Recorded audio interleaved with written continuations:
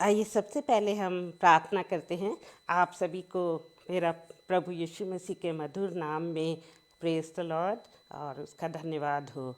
आइए हम प्रार्थना करें। हे सर्वशक्तिमान पिता परमेश्वर, हम आपके पास आते हैं प्यारे प्रभु जी, आपके चरणों में अपने हृदय को बिछाते हैं प्रभु जी, बिकॉज़ हमारा सारा सोर्स आप हैं, आप सब कुछ हैं प्रभु हमारे लिए, और आपके बिना हम एक पल भी नहीं जी सकते हैं। प्रभु जी, हम आपका धन्यवाद करते हैं कि इतने दिनों तक आपने हमको सही सलामत रखा, हमारे सारे भाई बहनों को, बच्चों को सही सलामत रखा। प्यारे प्रभु जी, दुख में सुख में आपने हमारा साथ दिया, इसके लिए हम आपका बहुत बहुत धन्यवाद करते हैं। प्रभु जी, हम इस जीवितों की दुनिया में जीवित हैं, इसके लिए हम धन्यवाद करते हैं। प्यारे प्रभु जी, कितने लोग हैं जो इस दुनिया में नहीं रह सके और पिछले हफ्ते वो आप में सो गए प्यारे प्रभु, लेकिन आपने हमको ये जीवन दिया है, आपने हमें ये सांस लेने की शक्ति दी है, आपका सांस हमारे अंदर चल रहा है प्यारे प्रभु, इसके लिए हम आपका धन्यवाद करते हैं। प्यारे प्रभु जी, thank you that you have shed your blood for us. You have shed your blood to cleanse us and to give us salvation. Oh Lord, आपका धन्यवाद हो प्रभु। और हम सब जितने लोग यहाँ बैठे हुए हैं, अब हम सब के साथ हो, हर एक से बातचीत कर प्यारे प्रभु, अपने पवित्र आत्मा को हम पर उंडेल दे प्यारे प्रभु, और हमको वही बोलने दे जो आप चाहते हैं। हम घटें और आप बढ़ें, हम यही चाहते हैं प्रभु जी कि हम अपनी महिमा के लिए नहीं बल्कि आपकी महिमा के लिए जिएं और आपकी महिमा हमारे जीवन से हो। प्यारे प्रभु, हम विनती करते हैं सारे भाई बहनों के पर कि उनके पर आपकी बड़ी आशीष हो और उनको सुनने वाले कान और ग्रहण करने वाला हृदय दे प्यारे प्रभु। हम विनती करते हैं भाई अनुपम और बहन शबनम के लिए कि उनके ऊपर आपकी बड़ी आशीष हो, जिन्होंने ये पेज चलाया है आगरा मसीही मंडली, और जिसके द्वारा प्रभु का जो सुसमाचार है वो देश में ही नहीं विदेश में फैल रहा है, और बहुत से लोग इसके द्वारा जो हैं लाभ पा रहे हैं और अपनी आत्मा को आपके सामने समर्पित कर कर एक नया जीवन पा रहे हैं प्यारे प्रभु, एक अनंत जीवन पा रहे हैं। और हमारे भाई और इस बहन को बहुत सारी आशीष दे, उनके परिवार पे आपकी आशीष हो। और अब हम इस विनती को अपने प्यारे प्रभु यीशु मसीह के नाम में मांगते हैं, सुन और कबूल कर, आमीन। तो आज बहुत खुशी का दिन है कि हम एक बार फिर से एक दूसरे से मिल सकें, क्योंकि पिछले कई दिनों से एक बहुत ही कश्मकश चल रही थी। हो सकता है कि आपके जीवन में भी वो कश्मकश चल रही हो, और मेरे जीवन में जो कश्मकश चली है पिछले 2-3 हफ्तों में, मैं उसको आपके साथ शेयर करना चाहूँगी। तो आज का वचन प्रभु के वचन के साथ साथ मेरी गवाही भी होगा। तो आइए हम एक गीत गाते हैं।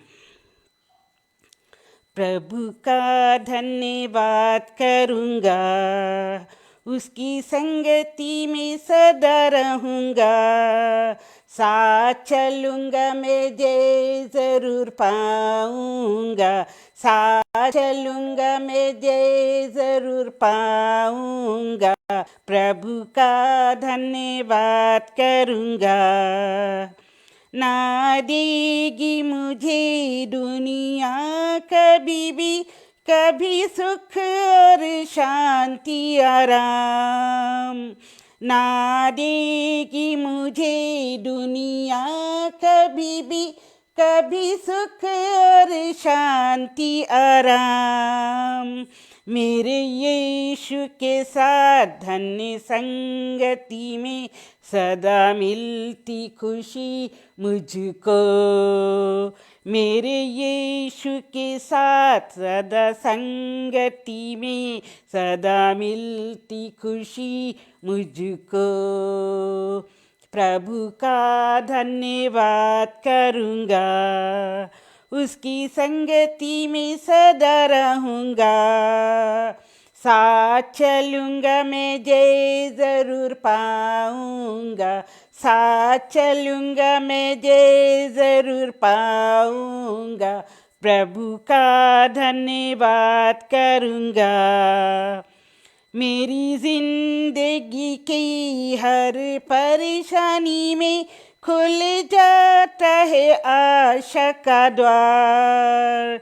मेरी जिंदगी की हर परेशानी में खुल जाता है आशा का द्वार। कभी ना डरूंगा, कभी ना हटूंगा, चाहे जान भी देना पड़े। कभी ना हटूंगा, कभी ना डरूंगा, चाहे जान भी देना पड़े। प्रभु का धन्यवाद करूँगा, उसकी संगति में सदा रहूँगा। साथ चलूँगा मैं, जय ज़रूर पाऊँगा।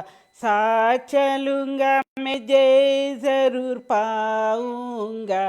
प्रभु का धन्यवाद करूँगा। सॉरी। कितना अच्छा है वो, कितना धन्य है वो, यीशु मेरे जीवन का साथी। कितना अच्छा है वो, कितना धन्य है वो, यीशु मेरे जीवन का साथी। मेरी ज़रूरतों को पूरा करता है वो, कोई घटी नहीं मुझको। मेरी ज़रूरतों को पूरी करता है वो। Just moment, I will take some water, thank you, sorry.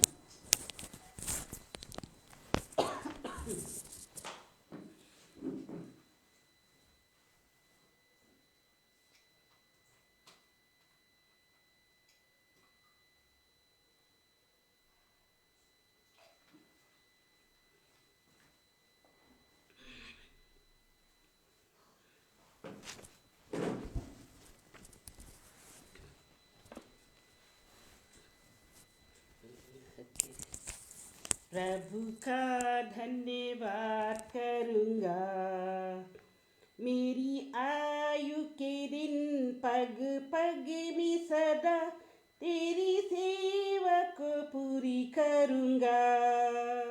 मेरी आयु के दिन पग पग में सदा तेरी सेवा को पूरी करूँगा। एक बत्ती समान जलता रहूँगा, तेरी महिमा मेरी कामना।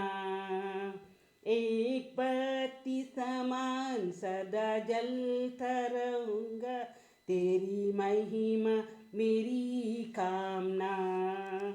प्रभु का धन्यवाद करूँगा, उसकी संगति में सदा रहूँगा। साथ चलूँगा मैं, जय ज़रूर पाऊँगा। साथ चलूँगा मैं, जय ज़रूर पाऊँगा। प्रभु का धन्यवाद करूँगा। तो हमारा प्रभु महान है और हमारा प्रभु हमसे कुछ नहीं चाहता। वो हमसे कोई धन नहीं, कोई भी चीज़ नहीं, कोई इस दुनिया की जो कीमती चीज़ वो नहीं चाहता। वो हमसे सिर्फ अपनी वेदी पे हमारा धन्यवाद चाहता है, और वो चाहता है कि हम सदैव उसका धन्यवाद करें और उसकी महिमा गाएं।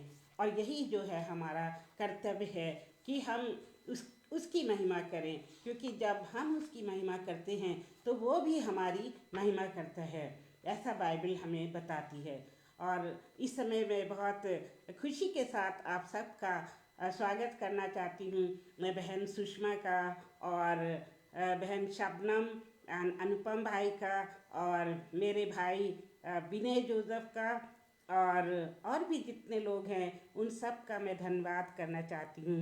और मुझे खुशी है कि आप सब इस वचन को सुनने के लिए आज आए हैं। प्रभु आप सबको बड़ी आशीष दे। एक और गीत गाएंगे।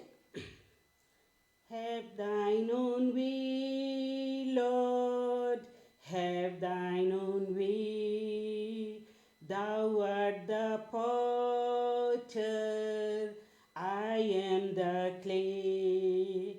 Mold me and make me after thy will, while I am waiting, yielded and still. Have thine own way, Lord, have thine own way. Search me and try me, Master, today. Whiter than snow, Lord, wash me just now, as in thy presence humbly I bow. Have thine own way, Lord, have thine own way.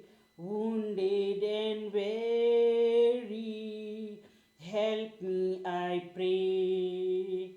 Power, all power, surely is thine.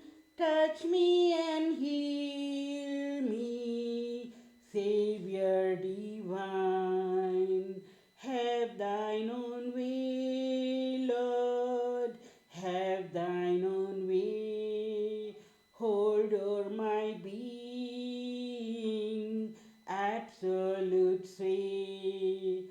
Fill with thy spirit, till all shall see Christ only always live. ऐसा ही हमारे साथ हो, ये नहीं कि हम अपनी मर्जी पे नहीं वरन प्रभु की इच्छा पे चलें, जैसे कि प्रभु यीशु मसीह ने किया जब वो इस दुनिया में थे, कि उन्होंने जो है एक बहुत ही कठिनाई से जब वो गुजर रहे थे, वो उस प्यालों को पीना नहीं चाहते थे, लेकिन उन्होंने फिर भी कहा कि हे पिता, तेरी इच्छा पूरी हो, मेरी नहीं बल्कि तेरी इच्छा पूरी हो। और उन्होंने उस इच्छा को पूरी करने के लिए सलीब पर अपनी जान दे दी, और उन्होंने हम पापियों के लिए अपना लहू बहा दिया, और हम पापियों को उन्होंने क्रूस पर से क्षमा किया, और उन्होंने कहा कि हे पिता, इनको माफ़ कर, क्योंकि ये नहीं जानते कि ये क्या करते हैं। तो प्रभु ने हमारे साथ इतना बड़ा कार्य किया, इतना बड़ा अद्भुत कार्य किया है, तो हमारा कर्तव्य है कि हम सदैव उसकी महिमा करें और लोगों को उद्धार का रास्ता बताएं। तो आइए हम मेन टॉपिक में जाते हैं। जैसे कि मैंने कहा कि आज मैं एक और अपनी गवाही लेकर आई हूँ, और वो गवाही जो है बहुत ही क्या है, सामर्थ्य से भरी हुई है, और वो एक वास्तविकता है जिससे मैं कई बार बहुत ही मुश्किलों से गुजरी हूँ, लेकिन प्रभु ने मुझे जयवंत बनाया है, क्योंकि उसने जो है हमारे सारे संघर्ष को अपने ऊपर ले लिया, और हमें उसने उस संघर्ष में नहीं पड़ने दिया, बल्कि वो जो है खुद हमारे संघर्षों के लिए लड़ा ताकि हम विजयी बन जाएं। जैसे कि जरमाया 29:11 में लिखा है, जरमाया 29:11 में, क्योंकि यहोवा की यह वाणी है कि जो कल्पनाएं मैं तुम्हारे विषय में करता हूँ उन्हें मैं जानता हूँ कि वे हानि की नहीं वरन कुशल की हैं, और अंत में तुम्हारी आशा पूरी करूँगा। यहाँ पर परमेश्वर हमसे कहते हैं कि मैंने तुम्हारे लिए कल्पनाएं कर रखी हैं। और पिछले बार हमने कहा था कि परमेश्वर जो है वो जब हम अपने माँ के गर्भ में भी नहीं पड़े थे तब से वो हमको जानता है, और तब से उसने हमारे लिए प्लान बना रखे हैं, हमारे लिए कल्पनाएं कर रखी हैं, और वो सारी कल्पनाएं जो हैं वो हमारे फ़ायदे के लिए हैं, वो हमारी हानि के लिए नहीं हैं। क्योंकि हम मनुष्य होके कभी कभी सोचते हैं कि अरे हमारे पर ये मुसीबत आ गई, हमारे पर इतना ज़्यादा बोझ पड़ गया और हम इतनी मुसीबतों से घिर गए हैं, लेकिन उस सब में मेरे प्रियो परमेश्वर का एक उद्देश्य होता है, और परमेश्वर हम चाहता है कि वो हमको इन परेशानियों से निकाल कर ले जाए और हम उसकी बड़ाई करें, हम दूसरों को बताएं कि परमेश्वर ने हमारे जीवन में क्या क्या अद्भुत कार्य किए हैं, ताकि बहुत से लोगों को उससे आशीष मिले।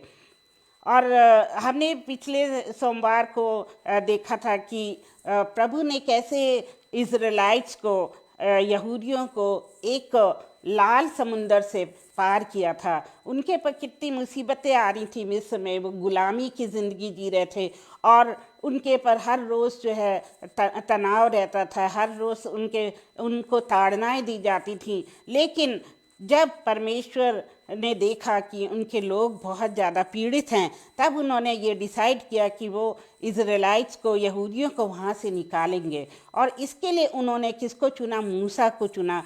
और मूसा जो है उनकी अगुवाई करने लगा। लेकिन सामने एक लाल समुंदर था और उस समुंदर से जाने के लिए कोई रास्ता नहीं था। उनके पास कोई नाव नहीं थी, उनके पास कोई जहाज़ पानी का नहीं था, ना तो टाइटैनिक जैसी अद्भुत जहाज़ था जो कि हम जानते हैं कि फेल हो गया। लेकिन फिर भी इन यहूदियों के पास तो कुछ भी नहीं था कि वो समुद्र को पार करें। और फिर परमेश्वर ने क्या किया कि उनके लिए समुद्र के बीच में से रास्ता निकाल दिया, ताकि वो अपनी गुलामी की ज़िंदगी से, अपने दुखों की ज़िंदगी से, अपनी परेशानियों की ज़िंदगी से निकल जाएं और वो जो दूसरे देश में जाकर एक बहुतायत का जीवन पाएं। जैसे प्रभु यीशु मसीह हमसे भी कहता है कि मैं दुनिया में इसलिए आया कि तुम बहुतायत का जीवन पाओ। सो जो परमेश्वर अपने लोगों से चाहता है वही जो है परमेश्वर ने किया कि अपने लोगों को उसने उस लाल समुंदर से पार कराया,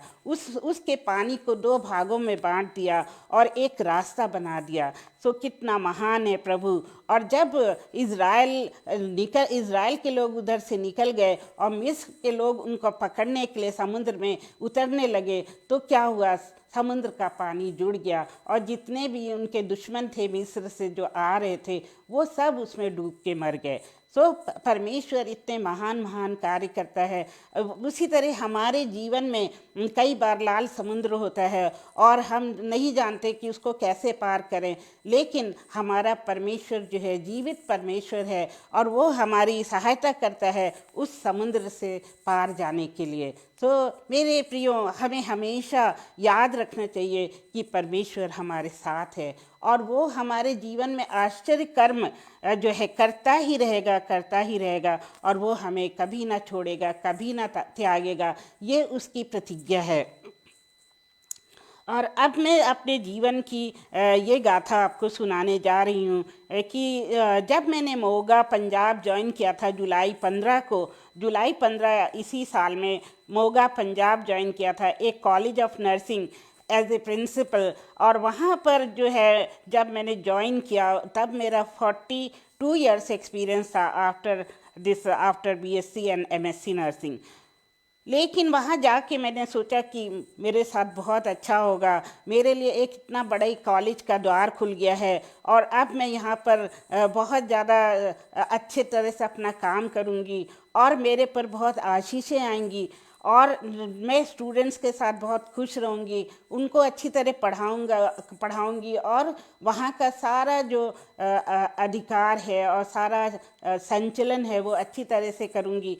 लेकिन मेरे प्रियो, ऐसा नहीं हुआ। हम बहुत बार बहुत कुछ सोचते हैं लेकिन वो वैसा नहीं होता है। और परमेश्वर ने जब मुझे वहाँ डाला, वहाँ पहुँचाया, तब मुझे लगा कि ये जीवन तो है, ये जीवन बहुत ही कठिन जीवन है और जो मैंने सोचा था वैसा नहीं हुआ।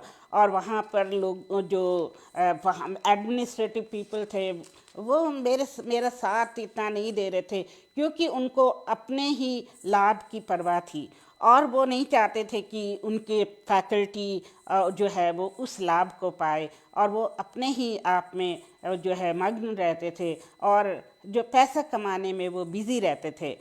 और वहाँ की वाइस प्रिंसिपल भी थी। सो वाइस प्रिंसिपल और मैं दोनों मिलकर बातें करते थे। हम कहते थे कि हाँ, हमारे दिन यहाँ कैसे कटेंगे। अब देखो यहाँ पर कैमरे लगे हुए हैं हर क्लासरूम में, हर गली में और हर जगह पे कैमरे लगे हुए हैं। हम एक दूसरे के साथ ठीक से बात भी नहीं कर सकते, हम एक दूसरे के साथ हंस नहीं सकते। हम अगर 5 मिनट क्लास में लेट हो जाते हैं तो तो हमारे हमारे लिए टेलीफोन आ जाता है और हमको डांटा जाता है। तो मैंने कहा ऐसे कब तक चलेगा, क्योंकि अगर हम भय की जो ज़िंदगी है वो नहीं जी सकते हैं।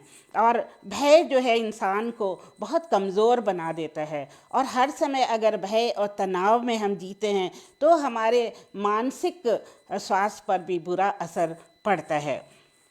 और एक बार ऐसा हुआ कि जब मैं घर गई तो उस समय दशहरे की छुट्टी थी, और जब मैं दशहरे की छुट्टी मनाकर वापस कॉलेज में गई तो वहाँ एडमिनिस्ट्रेशन ने कहा कि आपकी दशहरे की छुट्टी के पैसे कटेंगे, जबकि दशहरे की छुट्टी पर कॉलेज भी बंद था और कोई भी स्टाफ, कोई भी स्टूडेंट वहाँ नहीं आया था। लेकिन जब ऐसा मैंने सुना कि दशहरे की छुट्टी के भी पैसे कटेंगे, तो मुझे एक शॉक लगा, एक धक्का सा लगा। और फिर पता नहीं क्या मुझे हुआ कि मैं जो हूँ अपने कमरे में जाकर बहुत ज़्यादा परेशान रही और बहुत ज़्यादा दुखी हो गई, और जैसे एक शॉक लगता है, करंट लगता है, वैसे मुझे हो गया। और उसके बाद मैंने किसी से बात करना छोड़ दिया, और कोई भी जो मेरे कमरे में आता था मैं किसी से बात नहीं करती थी। और फिर कई दिनों तक मैं कॉलेज नहीं गई, क्योंकि मुझसे ना तो उठा जाता था, ना तैयार हुआ जाता था, ना कॉलेज जाया जाता था। और उन सब ने मुझे बहुत बुलाया, लेकिन मैं नहीं जा सकी, क्योंकि मुझे लगा कि मैं अपने बच्चों के लिए यहाँ पे कमाने आई हूँ। इतनी दूर से, दिल्ली से मैं मोगा पंजाब आई हूँ, इतना कष्ट उठा के, और ये यहाँ पर मेरा एक दिन का भी पैसा कट रहा है जो कि छुट्टी का है। फिर मेरी हालत बिगड़ती चली गई, जबकि मुझे इतना ज़्यादा नहीं सोचना चाहिए था। पर पता नहीं कैसा वो झटका सा लगा मुझे कि मैं जो हूँ बहुत ही डीप डिप्रेशन में चली गई।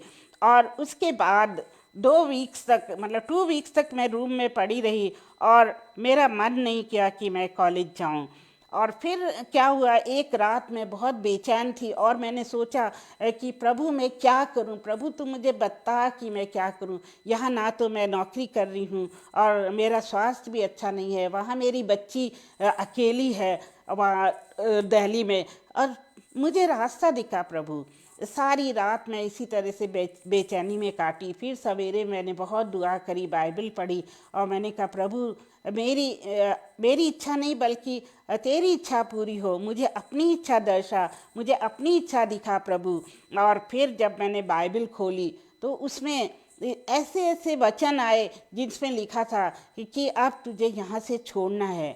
जैसे कि मिस्र के लोगों को परमेश्वर ने क्या किया था, मूसा को भेजकर उनको वहाँ से छुड़ाया था, उसी तरह परमेश्वर ने मुझसे कहा कि ये जो है तेरे लिए बड़ी कठिन अवस्था है, तू यहाँ से निकल जा, यहाँ से निकल जा। और ये बार बार परमेश्वर का शब्द मेरे कानों में आ रहा था। और सुबह 8 बजे जब मैंने ये डिसीजन लिया कि अच्छा प्रभु मैं ऐसे ही करूँगी जैसे कि आप मुझे कहते हैं, और मैं जानती हूँ कि ये परमेश्वर, ये आपकी इच्छा है, क्योंकि आप मुझसे बहुत ज़्यादा प्रेम करते हैं। और उसके बाद जो है एक अजीब सी, एक बड़ी अच्छी सी शांति मेरे मन में उतरने लगी। शांति से मेरा जो है दिल भर गया, मेरा मन भर गया, और मैं परमेश्वर का धन्यवाद करने लगी कि हे परमेश्वर, तू मेरे मन में शांति भर रहा है, क्योंकि तूने वायदा किया है कि तू हमको शांति देगा, और वही शांति आज तू मुझे दे रहा है। इसलिए मुझे लगता है कि परमेश्वर, मैं श्योर हूँ कि ये आपकी इच्छा है। बस मैंने सारा सामान अपना पैक किया, और उसी समय क्या हुआ था कि मेरी जो छोटी बेटी है उसको फीवर चल रहा था दिल्ली में, और फीवर में बहुत हाई ग्रेड फीवर था, और वो रो रही थी कि मम्मी मेरे पास कोई भी नहीं है, मैं अकेली हूँ, मैं क्या करूँ। और मैंने डॉक्टर को तो दिखा दिया है, लेकिन डॉक्टर कहते हैं कि डेंगू फीवर हो सकता है, या वायरल फीवर हो सकता है, या टाइफाइड या मलेरिया हो सकता है, क्योंकि ये बीमारियां ही आजकल बहुत फैल रही हैं। तो वो सुन के और मेरा दिल घबरा गया कि वो कैसे जो है अपने को संभालेगी। और डॉक्टर ने उसको ब्लड टेस्ट करने के लिए दिया है, कहा है वो ब्लड टेस्ट कैसे कराएगी। बस मैंने क्या किया कि जो हमारी मैडम थी उनको व्हाट्सएप पे लिखा कि मेरी बेटी की ऐसी हालत है, और देखिए ये उसकी डॉक्टर का जो है रेफरेंस है, वो मैं आपको व्हाट्सएप कर रही हूँ कि उसको ऐसे से फीवर चल रहा है। और फिर मैं जो हूँ अपने घर जाना चाहती हूँ, क्योंकि अब मेरा दिल बिल्कुल नहीं लग रहा है। जब मेरी डॉटर इतनी बीमार है तो मुझे उसके पास होना चाहिए।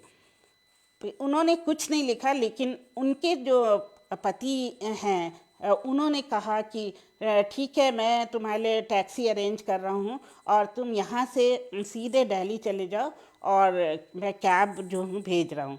तो मैंने परमेश्वर का धन्यवाद दिया और मैंने कहा देखो, परमेश्वर ने मेरे लिए रास्ता खोल दिया है और अब मैं अपने घर जा सकती हूँ। और एक जो मुसीबत मेरी बेटी के जीवन में आई, जो फीवर उसके जीवन में आया और मेरे अंदर डिप्रेशन जो आया, उससे प्रभु की योजना थी। उसमें प्रभु की ये योजना थी कि मैं वहाँ से निकल जाऊँ और कोई भी मेरे इस बात का ऑब्जेक्शन ना करे कि मैं क्यों जा रही हूँ, क्योंकि वहाँ से निकलना एक समुद्र को पार करने के जैसे था। जो वहाँ ज्वाइन करता था उसका वहाँ से छोड़ना बहुत मुश्किल होता था। कुछ स्टाफ हमारे छोड़ के चले गए थे, लेकिन उनको वापस घसीट के बुला लिया गया इंस्टीट्यूट में। तो इस तरह से प्रभु ने मेरे लिए कितना बड़ा उपकार किया और एक रास्ता खोला। और फिर मैंने जल्दी जल्दी अपना सामान आधे घंटे में पैक किया और मेरा मन यही कह रहा था कि तुम सारा सामान अपना पैक कर लो, जितने भी कपड़े हैं, जितने भी सामान है, सब पैक कर लो। और बाय चांस मेरे पास 4 सूटकेस थे और मैंने अपने सारे कपड़े उसमें डाल लिए। और ये भी प्रभु का एक योजना थी कि उस दिन रविवार था, संडे था और संडे को कॉलेज बंद होता है। कॉलेज के बगल में ही मेरा हॉस्टल में घर था। तो जब मैं वहाँ से निकली, जब कार आ गई, सामान उसमें डाला, तो वहाँ कोई भी नहीं था देखने के लिए कि किसी को शक हो कि मैं क्यों इतना सारा सामान लेके यहाँ से जा रही हूँ, जबकि उसमें सिर्फ मेरे कपड़े ही थे और कुछ ज़्यादा सामान नहीं था। फिर उसके बाद हम वहाँ से निकल गए टैक्सी लेकर और फिर हमें जो है टैक्सी आगे ले जाने लगी। मीन्स जो कार थी, कैब थी, वो आगे जाने लगी। इवन दो रास्ते में बहुत रश हुआ, बहुत रोड ब्लॉक हुआ, पर फिर भी परमेश्वर ने मुझे सही सलामत पहुंचा दिया। और उसी दिन भाई अनुपम और शबनम जी भी दिल्ली से जो है आगरा वापस जा रहे थे। तो हमारी बात हुई आपस में, हम दोनों ही ट्रैवल कर रहे थे, वो लोग जबकि दूसरे रास्ते पे थे और मैं दूसरे रास्ते पे थी। फिर भी उन्होंने मेरे लिए प्रार्थना करी और उन्होंने मुझे बहुत तसल्ली दी और पूरे रास्ते वो मुझसे बात करते रहे। और इस तरह से मैं बहुत सुरक्षित महसूस करती रही कि हाँ, मेरे भाई, मेरे बहन जो है वो मेरे साथ हैं और वो लगातार टेलीफोन पे मुझसे कनेक्शन बनाए हुए हैं। सो प्रभु की योजना कितनी अद्भुत होती है। क्या मैंने कभी सोचा था कि ऐसा होगा मेरे जीवन में? नहीं। और कभी कभी हम सोचते हैं कि जहाँ पर हम हैं वो बहुत अच्छी जगह है, हमको ये जगह नहीं छोड़नी चाहिए, और हम उस जगह को पकड़े रहते हैं। लेकिन परमेश्वर की योजना कुछ और होती है, वो हमको कहीं और ले जाना चाहता है। और इसीलिए जीवन में जो है उथल पुथल मचती है कि हम इस जगह को छोड़ के दूसरी जगह पे जाएं। और इसी तरह मेरे जीवन में हुआ मेरे प्रियो। और मैं जो हूँ वहाँ से निकल कर अपने घर आ गई और फिर बेटी का सारा चेकअप कराया, उसके लैब टेस्ट कराए और उसको वायरल नहीं था बल्कि उसको डेंगू फीवर और टाइफाइड फीवर दोनों ही निकला और वो बहुत ही कमज़ोरी की हालत में थी। और मैं इसको बहुत बड़ा प्रभु की दया समझती हूँ कि उसने उसको 2 दिन तक ठीक रखा और मुझे वहाँ पहुँचाया था कि मैं उसकी सेवा कर सकूँ और उसकी देखभाल कर सकूँ। फिर वो थोड़ी थोड़ी ठीक होने लगी। हो सकता है कि मैं बहुत ही ज़्यादा नहीं बताना चाहती क्योंकि टाइम फैक्टर है। तो जब वो धीरे धीरे ठीक होने लगी तो मेरे पास एक कॉल आई। वो कॉल आई एक दूसरे इंस्टीट्यूट से जो जिनको प्रिंसिपल की ज़रूरत थी। तो उन्होंने कहा कि आप हमारे पास आ जाइए, हमें प्रिंसिपल की ज़रूरत है। उन्होंने मेरा जूम पर इंटरव्यू भी ले लिया और उन्होंने कहा आप जो हैं तुरंत ज्वाइन कर लीजिए। मीन्स 2-3 दिन का समय बस दिया उन्होंने। और बाय द टाइम मेरी बड़ी बेटी भी घर आ गई थी और छोटी वाली जो है थोड़ी थोड़ी ठीक हो रही थी। तो मैं इसको बड़ी बेटी के हवाले करके जो है अपने नेक्स्ट वाले इंस्टीट्यूट में चली गई और उनसे मुलाकात करी और वहाँ उन्होंने बहुत अच्छा जो है बहुत अच्छी सैलरी ऑफ़र करी, बहुत अच्छा अकोमोडेशन ऑफ़र किया और सारी फैसिलिटीज़ उन्होंने ऑफ़र करी कि आपको हम ये देंगे। और ये सब सुन के मैंने परमेश्वर का धन्यवाद दिया कि परमेश्वर यही चाहता था कि मैं समुद्र के उस लाल समुद्र को पार करके एक ऐसी जगह में जाऊं जहां सब कुछ जो है वो फलवंत है, जहाँ पे बहुत ढेर सारे फल हैं, जहाँ पे बहुत सारे जो समृद्धि है, बहुत ज़्यादा काम करने की जो मेरे अंदर क्षमता है उसको यूटिलाइज़ करने का बहुत अच्छा अवसर है। तो मुझे बड़ा अच्छा लगा और मैंने परमेश्वर का धन्यवाद दिया। और फिर कल की परसों की डेट में मेरा फिर मोगा से फ़ोन आया, मोगा पंजाब से, कि यहाँ पे इंस्पेक्शन होने वाला है, आप तुरंत आ जाओ। लेकिन उस जर्नी में मुझे टोटल 36 आवर्स जो है जर्नी करनी थी। और फिर मेरे मन में किसी ने डाला कि आप उनसे ये बोलो कि मैं जो हूँ ऑनलाइन अपना इंस्पेक्शन करा दूँगी, मतलब कॉलेज का इंस्पेक्शन करा दूँगी, क्योंकि मेरी बेटी बीमार है और मैं भी अभी रिकवर कर रही हूँ। ऐसे उनको बोल के फिर प्रभु का धन्यवाद हो कि ये भी मंजूर हो गया। और दूसरे दिन जब इंस्पेक्टर वहाँ आए पंजाब में, तो उन्होंने फ़ोन पर मुझसे बात की और वीडियो कॉलिंग की और फिर उन्होंने ओके कर दिया। तो हर जगह परमेश्वर कदम कदम पे मेरा साथ दे रहा था। मेरे प्रियो, परमेश्वर बहुत महान है, परमेश्वर बहुत दयालु है, परमेश्वर बहुत प्रेमी है। और इवन दो हम ये सब कुछ डिज़र्व नहीं करते हैं, इवन दो हम उसकी आज्ञाओं का पालन कई बार नहीं करते हैं और उससे दूर हो जाते हैं, लेकिन परमेश्वर की आंखें हम पर लगी रहती हैं और हम परमेश्वर की पुतली हैं। और जो भी हमको हर्ट करता है वो परमेश्वर को हर्ट करता है। हम उसकी आंखों की पुतली हैं और हम परमेश्वर के जो क्या है मंदिर हैं। और जब हमारा दिल हर्ट होता है, हमारे दिल को चोट लगती है, तो समझ लीजिए परमेश्वर को पता चल जाता है और वो जान जाता है कि मेरे बच्चे को तकलीफ़ है और वो हमको वहाँ से निकालना चाहता है। जैसे कि एक माँ बाप अपने बच्चे को हर मुसीबत से बचा के रखना चाहते हैं, हर मुसीबत से बचाना चाहते हैं, उसके लिए वो कुछ भी करते हैं। उसी तरह हमारा परमेश्वर, हमारा पिता हमारे लिए हर वो योजना बना देता है कि हम जो है उस लाल समुंदर को पार कर लें और एक बहुत ही अच्छी जगह में आ जाएं। एक देश जिसमें कि मिल्क बहता है, दूध बहता है और जिसमें शहद बहता है, वो ऐसे देश में हमको लाना चाहता है। सो प्रियो, जब हम परमेश्वर का आदर करते हैं, उसकी हर आज्ञा को मानते हैं और हम गलती करते हैं फिर भी हम उससे माफ़ी मांगते हैं, बार बार अपने लिए माफ़ी मांगते हैं, सो परमेश्वर हमसे बहुत प्रसन्न होता है और वो हमको बहुत सारा सुख और समृद्धि देता है। अब परमेश्वर जो सुख समृद्धि हमको देता है वो हमसे कोई भी नहीं छीन सकता है। इसका हमें विश्वास रखना चाहिए कि परमेश्वर हमारे साथ साथ है। ओके, तो ये एक महान काम मेरे जीवन में हुआ। और इस समय मुझे वो वाली वर्स याद आ गई जो बाइबल में साम 23 में लिखी हुई है कि यहोवा मेरा चरवाहा है, मुझे कुछ घटी ना होगी। मीन्स हम घटी से अगर गुजर रहे हैं तो परमेश्वर हमको ऐसी जगह में ले आएगा जहाँ पर कोई भी घटी नहीं है। सो यहोवा मेरा और आपका चरवाहा है।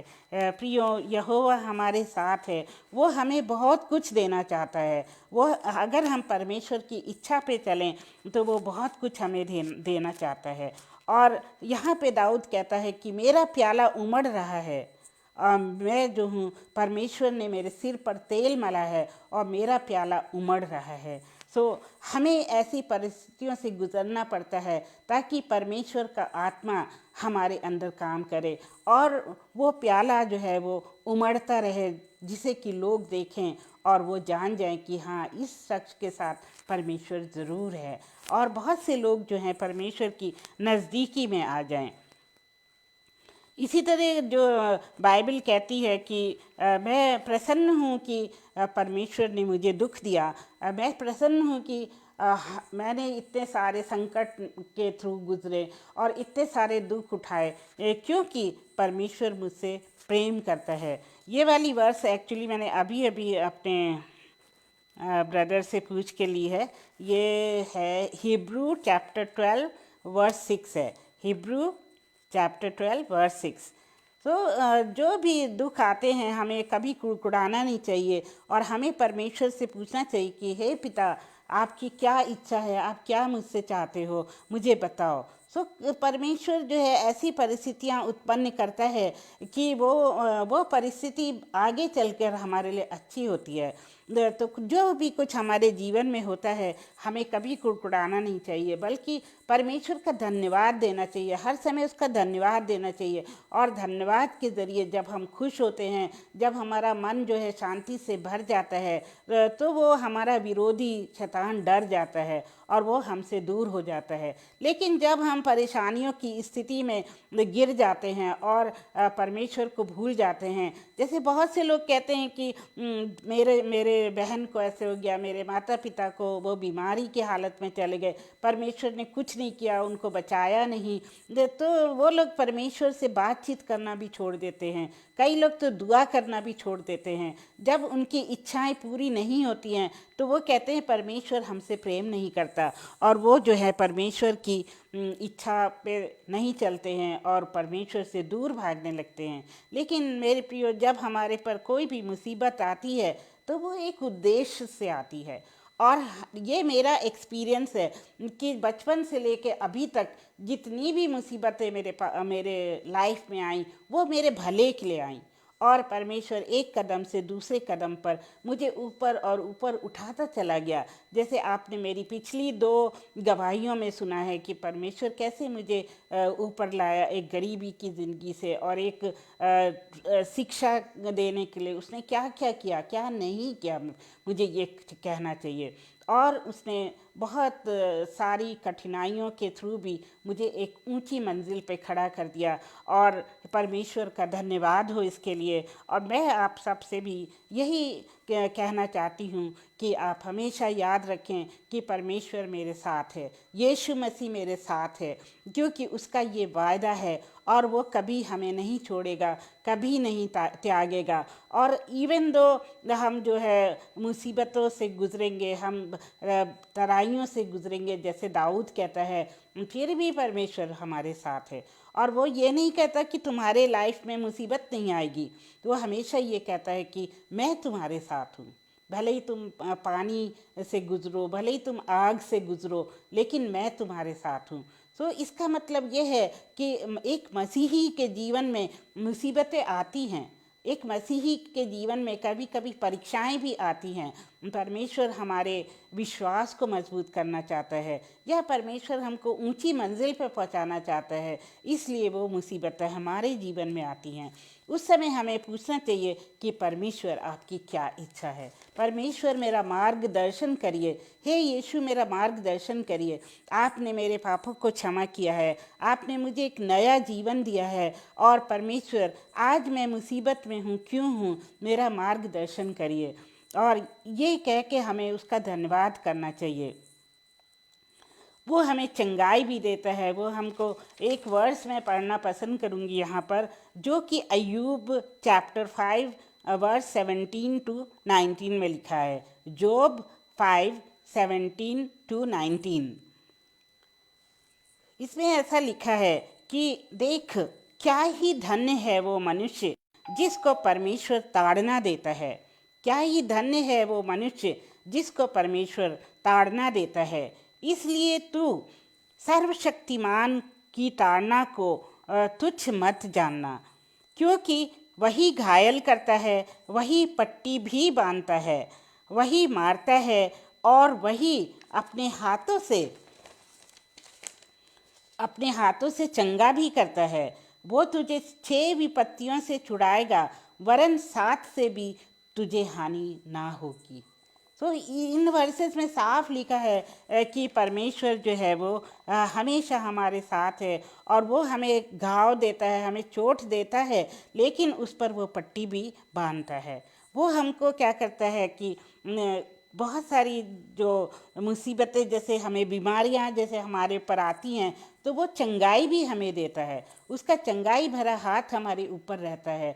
लेकिन कभी कभी जब हम बीमार पड़ते हैं तो हम सोचते हैं कि परमेश्वर ने हमें छोड़ दिया है, परमेश्वर हमसे नाराज़ है, या वो हमें प्यार नहीं करता है। लेकिन ऐसा नहीं है मेरे प्रियो, वो चंगाई में भी एक उसकी योजना होती है। जैसे मेरे जीवन में हुई कि मैं जब इतनी बीमारी से गुज़र रही थी, तब भी मुझे ये एहसास हुआ कि परमेश्वर मुझसे कुछ और चाहता है, और उसने इस बीमारी के ज़रिए और मेरी बेटी की बीमारी के ज़रिए मुझे उस गुलामी वाले शहर से, गुलामी वाली जगह से एक बहुत ऊंचे स्थान में, एक खुले स्थान में ला के खड़ा कर दिया। और इसलिए हमें किसी भी मुसीबत के लिए कभी कुड़कुड़ाना नहीं चाहिए, क्योंकि उसमें परमेश्वर की योजना है। सो हमें हमेशा याद रखना है कि परमेश्वर हमारे साथ है। हमें हमारे पर जो मुसीबतें आती हैं उसमें परमेश्वर की कोई योजना है, और हमको अपने घुटने टेक कर परमेश्वर से पूछना चाहिए कि हे परमेश्वर, आपकी क्या इच्छा है, आप मुझे दर्शाइए, आप मुझे रास्ता दिखाइए। और परमेश्वर अवश्य हमको रास्ता दिखाएगा, हमें और आपको रास्ता दिखाएगा। मेरे भाइयों बहनों, आपने कई बार अपने जीवन में महसूस किया होगा कि परमेश्वर आपके साथ है, परमेश्वर हमारे साथ है। तो उसमें चुप नहीं रहना है, हमको दूसरों को ये गवाहियाँ, अपनी गवाहियाँ, सच्ची गवाहियाँ देनी है, ताकि जो लोग सेम ट्रबल से गुजर रहे हैं, जिनके पर मुसीबतें हैं, वो इस गवाही से सशक्त बने, मजबूत बने, और परमेश्वर पे भरोसा रखें, अपना भरोसा कभी ना छोड़ें। और यही जो है हमारा कर्तव्य है। तो बाइबल जो है ऐसी गवाहियों से भरी पड़ी है। और जब हम दाऊद का जीवन पढ़ते हैं, जब हम जोब, अय्यूब का जीवन पढ़ते हैं, और जब हम दूसरे जो लोग हैं, एलिया का जीवन पढ़ते हैं, और हम उस पर मनन करते हैं, और सबसे बड़ा एग्जाम्पल तो हमारा यीशु मसीह है, उसके बारे में जब हम पढ़ते हैं और महसूस करते हैं, तो हमें लगता है कि हाँ, परमेश्वर की हर दुख में कोई योजना होती है। परमेश्वर हमसे प्रेम करता है। परमेश्वर हमको एक मुसीबत से दूसरी मुसीबत में एक मुसीबत से दूसरी मुसीबत में अगर डालता भी है, तो वो हमारे लिए कुछ अच्छा आगे रखता है, और इस जगह को, इस मुसीबत के ज़रिए ही हम किसी अच्छी मंजिल को पाते हैं।